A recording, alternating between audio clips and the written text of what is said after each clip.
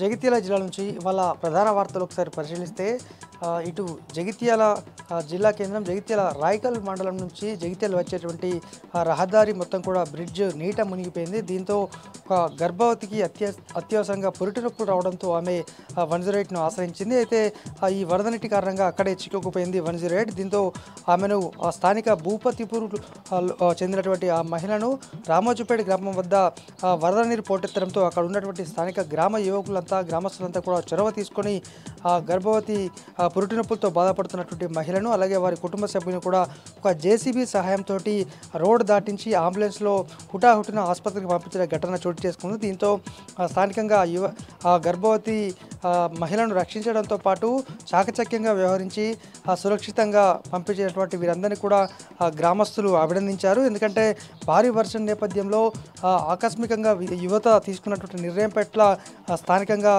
ప్రశంసల జల్లైతే కురుస్తోంది.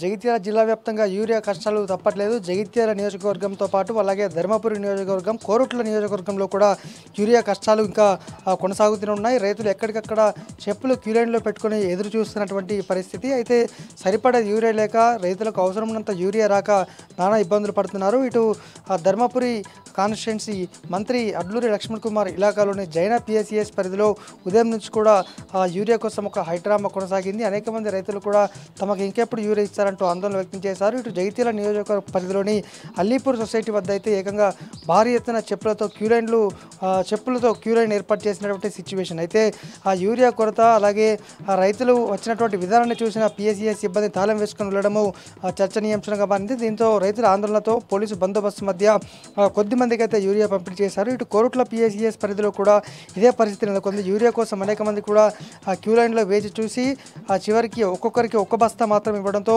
ఉన్నంతలో తీసుకొని ఇదేం న్యాయం అంటూ కూడా అక్కడి నుంచి ప్రశ్నిస్తూ తిరిగి వెళ్ళిన సందర్భం కనిపించింది.